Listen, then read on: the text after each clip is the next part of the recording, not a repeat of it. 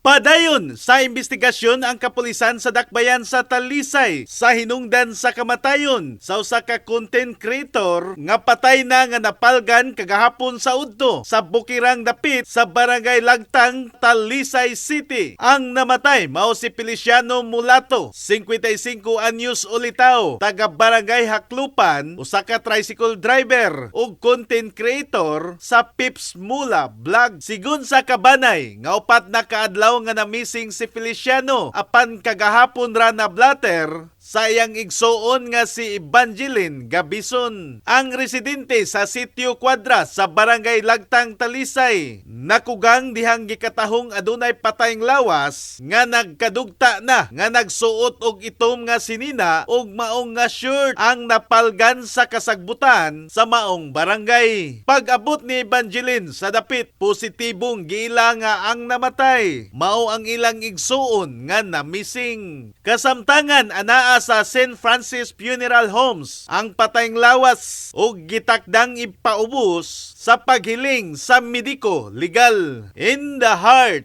of changing lives, ako si Brigada Alan Tangkawan sa 90.7 Brigada News FM Cebu, the Music and News Authority.